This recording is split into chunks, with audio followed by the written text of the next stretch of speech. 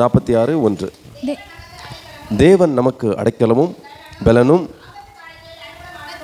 ஆபத்து காலத்தில் அனுகூலமான துணைமானவர். தேவனுடைய பிள்ளைகளே, ஆண்டவர் நமக்கு அடைக்கலமும் நமக்கு பலனும் ஆபத்து காலத்தில் அனுகூலமான துணையுமானவர். எத்தனை பேர் இந்த காலை வேளையில் விசுவாசிக்கிறீங்க? என் ஆண்டவர் எனக்கு அடைக்கலமும் பலனுமாய் துணையுமாய், அதுவும் ஆபத்து காலத்தில் துணையுமாய் இருப்பார்னு சொல்லி நம்ம விசுவாசிக்கிறோமா? கர்த்தர் எப்பொழுதும் அவரை நம்புகிற, அவரை விசுவாசிக்கிற ஒவ்வொருத்தருக்கும் அவர் எப்படி தான் இருக்கிறார்னு வேதம் சொல்கிறன்னா, அடைக்கல பட்டணமாக, பலனாக, பலவீன நேரங்களில் ஆபத்து காலத்தில் அடைக்கல பட்டணமாகவும், பலவீன நேரங்களில் பலனாகவும், அதுக்கப்புறம் பார்த்திங்கன்னா பிரச்சனையின் நேரத்தில் அனுகூலமான துணையுமாய் நமக்கு அவர் இருக்கிறார். இந்த நாளிலையும் எப்படிப்பட்ட சூழ்நிலையெல்லாம் ஆண்டவர் நமக்கு உதவியாக இருப்பார்னா, வெறும் காய்ச்சல், இருமல், சளி, இன்னும் சின்ன சின்ன பிரச்சனைகளுக்கு மட்டும்தான் ஆண்டவர் துணைன்னு சொல்லி சிலருடைய மனநிலையில் இருக்கும். ஆனால் வேதம் சொல்கிறது, சங்கீதம் 23 வாசிக்கும்போது, நான் மரண இருளின் பள்ளத்தாக்கிலே நடந்தாலும் பொல்லாப்புக்கு பயப்படேன், உமது கோலும் அடியும் என்னை தேற்றும். அது அந்த வார்த்தைகள் பார்த்தீங்கன்னா யாரும் தாவீதுக்கு கற்றுக் கொடுக்கல. நீ இந்த மாதிரி பேசணும்ப்பா, நல்ல வசனத்தை படித்து நீ பேசணும். அவனுக்கு சங்கீத புஸ்தகம் தெரியாது, ஒன்றும் தெரியாது. அந்த அந்த பாடல்கள்லாம் எழுதுனது யார் தான்? அவர் எழுதுனது நம்ம பாடுறோம் அல்லது நம்ம வாசிக்கிறோம்.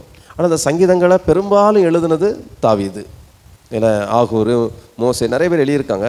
ஆனால் நிறைய எழுதுனது பார்த்திங்கன்னா இந்த சங்கீதக்காரனாகிய தாவீது. இவர் எப்படி எழுதுறாரு பார்த்தீங்கன்னா, அவருடைய சொந்த அனுபவத்தில் தான் எழுதுவார். ஆண்டவர் எப்படிப்பட்டவர், இந்த சங்கீதம் கூட அவர் எழுதுனது தான். தேவன் நமக்கு அடைக்கலமும் பலனும் ஆபத்து காலத்தில் அனுகூலமான துணையுமானவர். இந்த வசனத்தை நம்ம வாசிக்கும் போதெல்லாம் அந்த அந்த எண்ணத்தோடு அல்லது என்ன சூழ்நிலையில் அதை எழுதியிருக்காங்களோ அந்த வார்த்தையை நீங்கள் வாசிக்கும் போது அப்படியே உங்களுடைய வாழ்க்கையில் பிரதிபலிக்கும்.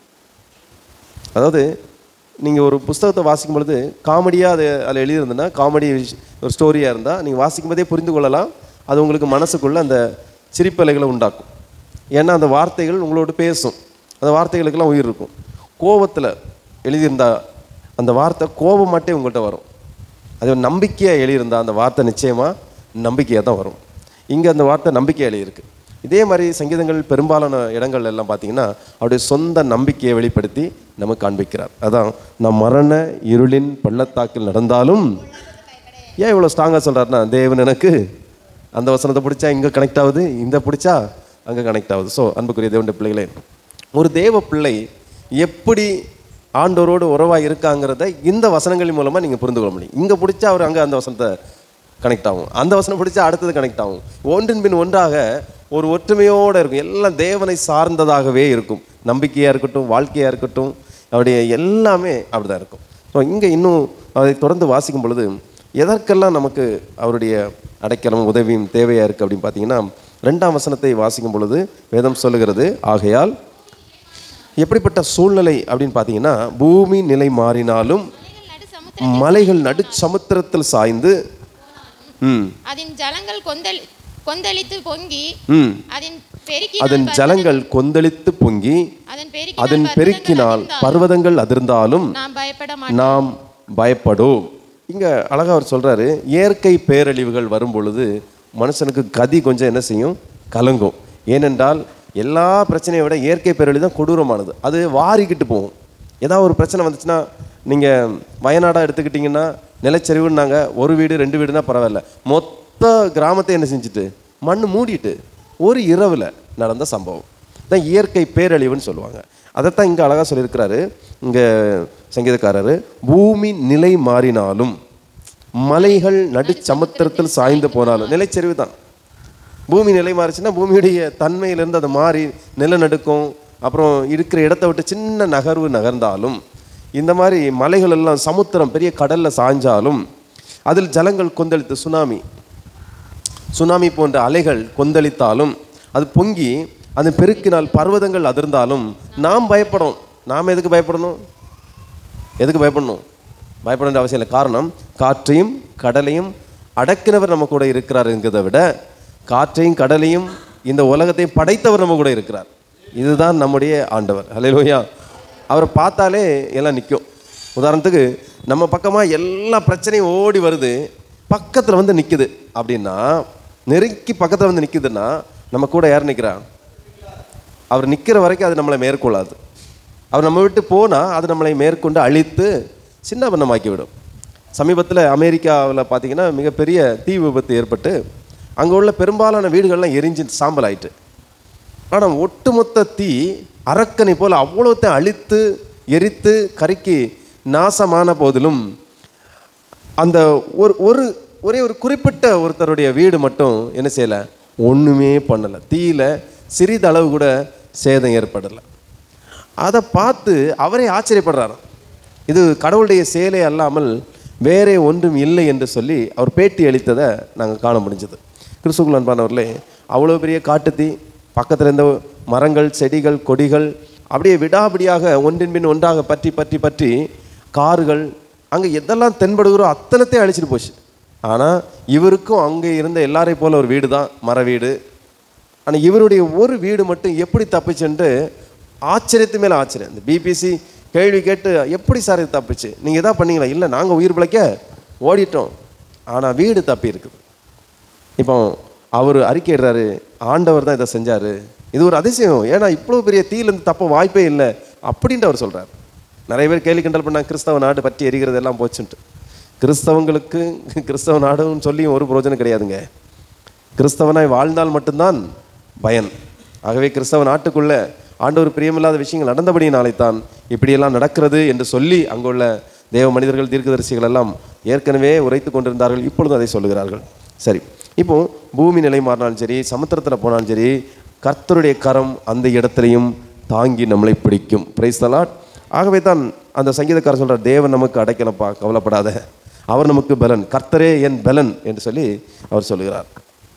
அடுத்து 6ஆம் வசனத்தையும் வாசிக்கும் பொழுது, ஜாதிகள் கொந்தளித்து, அதுக்கு எந்த சூழலில் ஆண்டவர் நம்ம கூட இருப்பார்னா, ஜாதிகள் கொந்தளித்தது, ராஜ்யங்கள் தத்தளித்தது, அவர் தமது சத்தத்தை முழங்க பண்ணினார், பூமி உருகி போயிட்டு. கவனிச்சிங்களா? ஆண்டவருடைய சத்தத்தில் பூமியை பனி போல உருகி போயிட்டான். அது ஒரு உதாரணத்துக்கு அப்படி சொல்கிறாங்க. காரணம் என்ன? அவ்வளவு பவர்ஃபுல்லான வார்த்தை ஆண்டவருடைய வார்த்தை. அந்த வார்த்தைக்கு எந்த ஒரு இயற்கையும் கட்டுப்படும். கடலே இறையாதே, காற்றே அமைதலாக இரு, அவ்வளோதான், எல்லாம் ஸ்டாப், உடனே நிற்கும். ஏன்னா அதை கண்ட்ரோல் பண்ணக்கூடிய சக்தி ஆண்டவரிடத்தில் இருக்குது. அதனால தான் இந்த வசனத்தில் சங்கீதக்காரர் சொல்கிறாரு, ஜாதிகள் கொந்தளித்தது, ராஜ்யங்கள் தத்தளித்தது, அவர் தமது சத்தத்தை முழங்க பண்ணினார். அப்போ ஜாதிகள் கொந்தளித்து, ஜன கூட்டத்தில் சண்டை வந்து ஒருத்தருக்கு பிரச்சனை போராட்டங்கள் வந்தாலும், ராஜ்யங்கள் தத்தல் என்ன செய்வதை, நாட்டை காப்பாற்றுறதுக்கு ராஜ்யங்கள் எல்லாம் இனி ஒரு காலத்தில் இந்த நாட்டை காப்பாற்ற முடியாமல் குழம்பி போயிருப்பாங்க. இப்படி பல விதமான சூழ்நிலை மத்தியில் மக்களுக்கே ஒரு வெறுப்பு உண்டாயிரும். இந்த கட்சியும் சரியில்லை, அந்த கட்சியும் சரியில்லை, இது எது வந்தாலும் நாட்டை காப்பாற்ற முடியாதுங்கிற மைண்ட் செட் வந்துடும். அப்படிப்பட்ட சூழ்நிலையும் நீங்கள் பயப்படக்கூடாது, தேவன் நமக்கு அடைக்கலமாய் இருப்பார் என்று சொல்லி 9ஆம் வசனத்தை வாசிக்கலாம். அவர் பூமியின் கடைமுனை மட்டும் யுத்தங்களை ஓய பண்ணுகிறார், வில்லை ஒடித்து ஈட்டியை முறிக்கிறார், ரதங்களை நெருப்பினால் சுட்டரிக்கிறார். அடுத்து யுத்தங்களை ஓய பண்ணுகிற தேவன் அவர். பெரிய யுத்தம், பயப்பட வேண்டாம், கர்த்தர் கூட இருப்பார். இப்போ இடையில எவ்வளோ ஹமாஸுக்கும் நம்ம இஸ்ரேலுக்கும் பெரிய சண்டை நடந்துட்டு இருந்து. ஆனால் என்ன நடந்துச்சு? அவங்க ஒரு முடிவுக்கு வந்துட்டாங்க. ஹமாஸ் அறிவிச்சிட்டாங்க, நாங்கள் உங்களுடைய பிணை கைதிகளை விடுவிக்கிறோம், யுத்தத்தை நிறுத்துங்கன்னு சொல்லி அறிவிச்சாங்க. நீ விடுவி, நான் நிறுத்துறேன். யுத்தங்களை ஓய பண்ணுகிற கர்த்தர் அவர். யுத்தங்கள் வந்தால் கூட பயப்பட வேண்டாம். இயற்கை பேரழிவு வந்தால் பயப்படாதீங்க, நாட்டில் பதட்டம் வந்தால் பயப்படாதீங்க, யுத்தங்கள் வந்தால் பயப்படாதீங்க. இவைகளெல்லாம் வரும்னு சொல்லி வேதம் நமக்கு சொல்லி இருக்கிறது. தேவ பிள்ளைகள் மிகவும் கவனமாக இருக்க வேண்டும். இன்னும் ஒரு முக்கியமான விஷயத்தை கூட நம்ம தியானிச்சிருவோம். யாருக்கு தேவன் அடைக்கலமாக இருப்பார் அப்படின்னு பார்த்தீங்கன்னா, நீதிமொழிகள் 14ஆம் அதிகாரம் 26ஆம் வசனத்தை வாசிக்கும் பொழுது, அவன் பிள்ளைகளுக்கும் அடைக்கலம் கிடைக்கும். அதாவது இஷ்டம் போல வாழுகிறவங்களுக்கும் மனம் போன போக்கில் போகிறவங்களுக்கும் அடைக்கலம் கிடைக்காது. இங்கே யாருக்கு அடைக்கலம் கிடைக்கும் என்று வேதம் சொல்கிறது என்றால், இவ்வளோ பெரிய பிரச்சனையில், இவ்வளோ பெரிய தீ விபத்தில் ஒருத்தன் தப்பியிருக்கான்னா அது மிகப்பெரிய அதிசயம். இதை குறித்து நம்ம பைபிளில் ஒரு விஷயம் பார்க்கும் பொழுது, நோவாவின் காலத்தில் ஆண்டவர் எல்லாத்தையும் அழிச்சு போட்டார், ஆனால் நோவாவையும் அவன் குடும்பத்தையும் மட்டும்தான் காப்பாற்றினார். அதே மாதிரி தான் இன்றைக்கும் உலகமே அழிஞ்சு போகலாம், ஆனால் கர்த்தருக்கு பயப்படுகிறவனுக்கு திட நம்பிக்கை உண்டு. தேவன் எனக்கு அடைக்கலமும் பலனும் ஆபத்து காலத்தில் அனுகூலமான துணைங்கிற தைரியமான ஒரு திட நம்பிக்கை உண்டு. அவன் பிள்ளைகளுக்கும் அடைக்கலம் கிடைக்கும். அவனுக்கு மட்டும் இல்லைங்க, அவனுடைய பிள்ளைகளுக்கும். ஒருவேளை அந்த பிள்ளைங்க வாழ்க்கை முறை சரியில்லாமல் இருக்கலாம், ஆனால் இவன் நிமித்தம் தாவீதுக்கு 1000 தலைமுறை என்ன செஞ்சார் ஆண்டவர்? இரக்கம் செய்தார். பிள்ளைகள் ஒழுங்காக இருந்தோ இல்லையோ அவனுக்காக ஆண்டவர் செஞ்சார். கொடுத்த வாக்கை காப்பாற்றின தேவன். தேவனுடைய பிள்ளைகளே, நாகர்கோயில் பட்டணத்தில் நீங்கள் பார்த்தீங்கன்னா பெரும்பாலான ஆஸ்பத்திரி கிறிஸ்தவ ஆஸ்பத்திரி. எல்லாமே ஆண்டவருக்கு ஊழியம் செய்தவர்களாம். ஆனால் இந்த அவங்களுடைய பிள்ளைகளுடைய வாழ்க்கையில் பாருங்கள், அவ்வளோ பெருசாக ஒன்றும் ஆண்டவருக்காக நின்றது மாதிரி தெரியல. ஆனால் ஒரு இரக்கம் செய்திருக்கிறார், பெயர் வைத்திருக்கிறார். இன்னைக்கு அந்த அவங்க உழைச்சது, அவங்க பண்ண ஜபம், அவங்க பண்ண ஊழியம், இன்னைக்கு ஆண்டவர் இவர்களுக்கு இரக்கம் கிடைக்க பண்ணியிருக்கிறார். இவங்க சுகமாக இருக்காங்க. கஷ்டப்பட்டது அவங்க, நடந்து தெரிந்தவங்க அவங்க. ஆகவே நீங்கள் நம்ம பிள்ளைகள்லாம் நல்லா இருக்கணும்னா நாம் எப்படி இருக்கணுமா? கர்த்தருக்கு பயப்படுகிறவங்களாய் இருக்க வேண்டும். இரண்டாவது, யாருக்கு ஆண்டவர் அடைக்கலமாக இருக்கிறார் அப்படின்னு பார்க்கும் பொழுது சங்கீதங்களின் புஸ்தகம் 91 வாசிக்கலாம். சங்கீதம் 91 அதில் 1 வாசிக்கலாமே. உன்னதமானவரின் மறைவில் இருக்கிறவன், உன்னதமானவரின் மறைவில் இருக்கிறவன் சர்வ வல்லவருடைய நிழலில் தங்குவான். சர்வ வல்லவருடைய நிழலிலே தங்குவான். நான் கர்த்தரை நோக்கி நீர் என் அடைக்கலம், என் கோட்டை, என் தேவன், நான் நம்பி இருக்கிறவர் என்று சொல்லுவேன். கவனிங்க, அடுத்து யாருக்கு ஆண்டவர் அடைக்கலமும் பலனுமா இருப்பார்னா அவருடைய மறைவில் இருக்கக்கூடியவங்க. உன்னதமானவருடைய மறைவில், எப்பொழுதும் அவருடைய மறைவில் இருக்கிறவங்க. அதாவது ஆண்டவருக்கு பயந்து அவருடைய வார்த்தை கீழ்ப்படிஞ்சு வாழ்கிறவங்க அவங்க மறைவில் இருப்பாங்க. அப்படி இருக்கிறவங்க இந்த அடைக்கல பட்டணத்துக்குள்ளேயே வந்துடுவாங்க. அவங்கள குறித்து தெளிவக்களை போட்டிருக்கு. அவர் உன்னை வேடனுடைய கண்ணிக்கும் பாழாக்கும் கொள்ளை நோக்கும் தப்புவிப்பார். அடுத்து சொல்லப்படும் இரவில் உண்டாகும் பயங்கரத்துக்கும் அம்புக்கும் இருளில் நடமாடும் கொள்ளை நோக்கும் மத்தியானத்தில் பாழாக்கும் சங்காரத்துக்கும் பயப்படாதிருப்பாய். உன் பக்கத்தில் 1000 பேரும் உன் வலது புறத்தில் 10,000 பேர் விழுந்தாலும் அது உன்னை அணுகாது. உன் கண்களால் மாத்திரம் அதை பார்த்து எனக்கு அடைக்கலமாக இருக்கிற உன்னதமானது கர்த்தரை உனக்கு தாபரமாக கொண்டாய். கவனிச்சிங்களா? இங்கே வேதம் சொல்லுகிறது, உன் கண்களால் மாத்திரம்தான் இவைகள் எல்லாம் பார்ப்பா. பிரச்சனை வரும், நீங்கள் பார்ப்பீங்க, ஆனால் பயப்பட மாட்டீங்க. ஏன்னா வேதம் சொல்லுகிறது, உன் பக்கத்தில் 1000 பேரும் உன் வலது பக்கத்தில் 10,000 பேர் விழுந்தாலும் அது உன்னை என்ன செய்யாது, உன் கண்களினால் மாத்திரம் நீ பார்ப்பாய். இந்த உன்னதமானுடைய மறைவில் இருக்கிறவங்களுக்கு இப்படிப்பட்ட விஷயங்கள் ஆண்டவர் செய்வார். அடுத்தபடியாக 9ஆம் வசனத்தை வாசிங்க.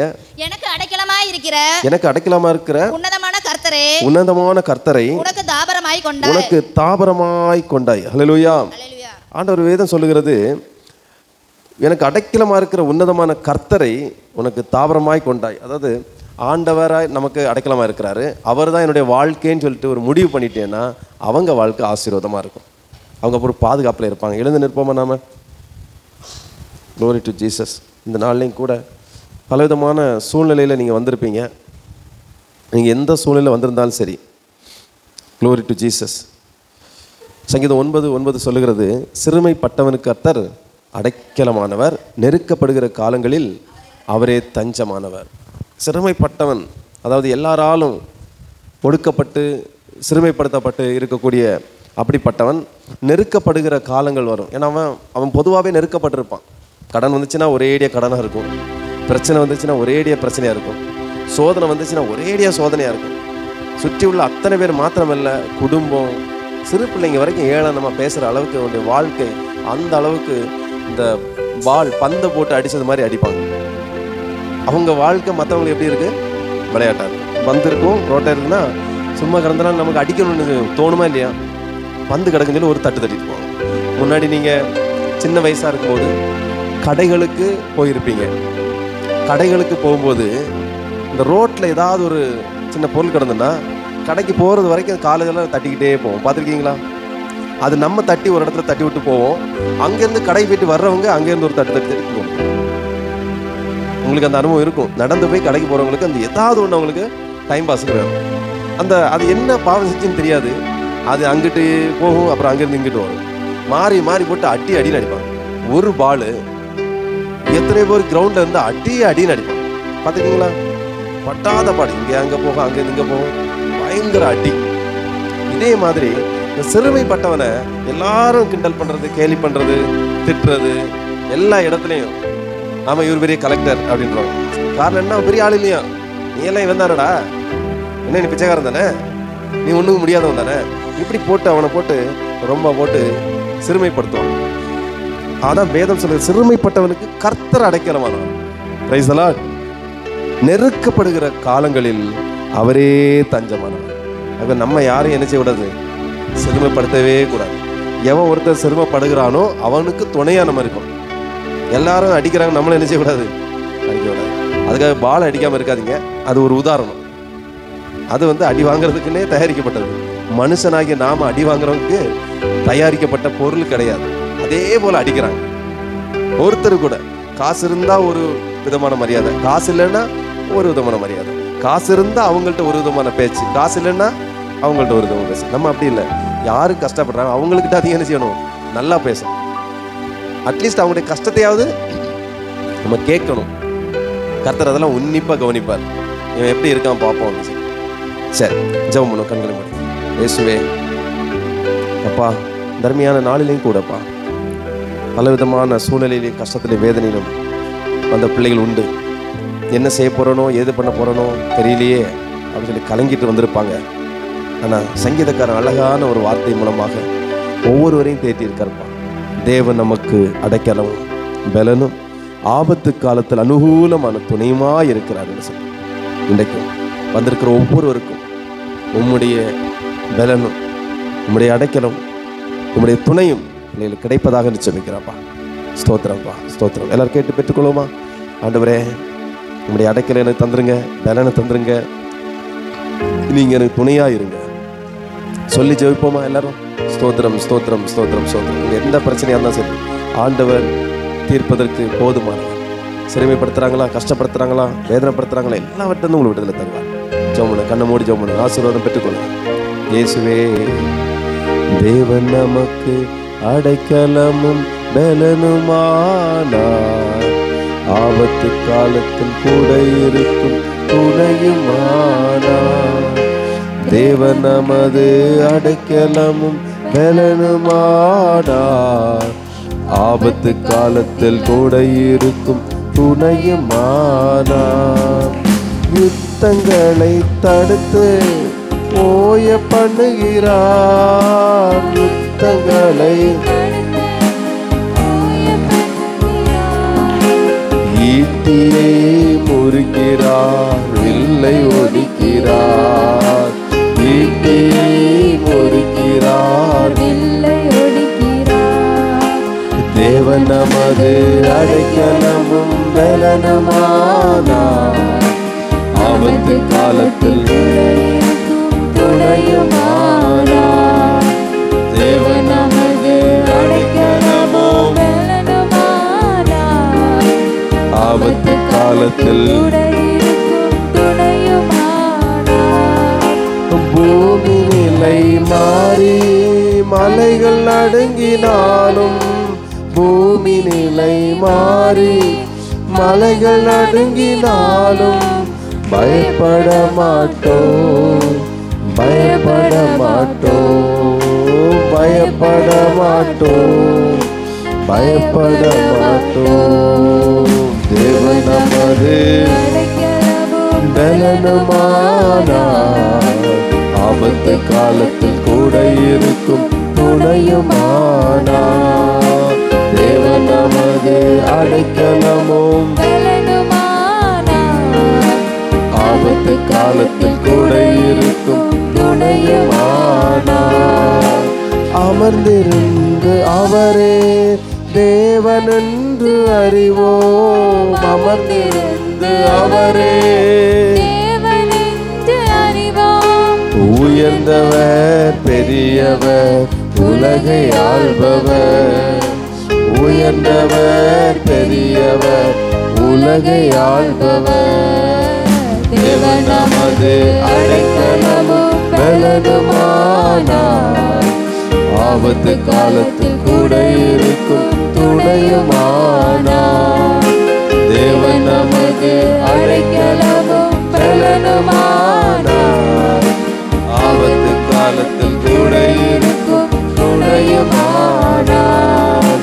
தேவன் நமது அடைக்கலமும் பலனுமானார், ஆபத்து காலத்தில் கூட இருக்கும் துணையுமானார். சேனைகளின் கர்த்தர் நம்மோடு இருக்கிறார். சேனைகளின் கர்த்தர் நம்மோடு இருக்கிறார். யாக்கோபின் தேவன் நம் உயர்ந்த அடைக்கலம். யாக்கோபின் தேவன் நம் உயர்ந்த அடைக்கலம். தேவன் நமது அடைக்கலமும் பலனுமானார். ஆபத்து காலத்தில் கூட இருக்கும் துணையுமானார்.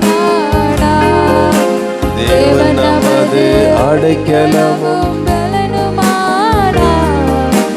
ஆபத்து காலத்தில் கூட இருக்கும் துணையுமானார். தேவன் நமது அடைக்கலமும் பலனுமானார். ஆபத்து காலத்தில் கூட இருக்கும் துணையுமானார். தேவன் நமது அடைக்கலமும் பலனுமானார். ஆபத்து காலத்தில் கூட இருக்கும் துணையுமானார். கரங்களை தட்டி கர்த்தரை ஸ்தோத்திரிப்போம். நன்றி ஏசப்பா, நன்றி ஏசப்பா, நன்றி ஏசப்பா, நன்றி ஏசப்பா, நன்றி ஏசப்பா, நன்றி ஏசப்பா, நன்றி ஏசப்பா. Thank you Jesus, thank you Jesus. தேவன் நமக்கு அடைக்கலம் பலனும் ஆபத்து காலத்திலே துணையுமாய் இருப்பார். நல்ல ஆண்டவரே, இந்த நல்ல வேலைக்காய் ஸ்தோத்திரிக்கிறேன். இங்கு வந்திருக்கிற சிறியோர் பெரியோர் அத்தனை பேரையும் உடைய கரங்களில் தருகிறோம். உங்கள் அருமையாண்டவர் பிள்ளைகளுக்கு துணையாக பலனாக அடைக்கலமாக இருக்கும். ஒவ்வொருவரையும் ஆசீர்வதிக்கிறேன். இந்த வாரம் முழுவதும் உம்முடைய கரம் பிள்ளைகளை வழி நடத்தட்டப்பா. தேவையை சந்திக்கட்டும். கவலைகளையும் கஷ்டங்களையும் நெருக்கங்களையும் போராட்டங்களையும் மாற்றட்டும். வியாதிகளை மாற்றட்டும். சுகமாக பலனாக தைரியமாக இந்த உலகத்தில் வேலைகளை செய்து குடும்பமாய் சந்தோஷமாக வாழ்ந்து உம்முடைய நாமத்தை உயர்த்தி சாட்சியாய் வாழ உதவி செய்யும். உடைய திருக்கரங்களை தாழ்த்தி தருகிறோம். ஆசீர்வதி இயேசுவின் நாமத்தில் வேண்டுகிறோம். ஜெபங்களுக்கு நல்ல பிதாவே. ஆமென், ஆமென்.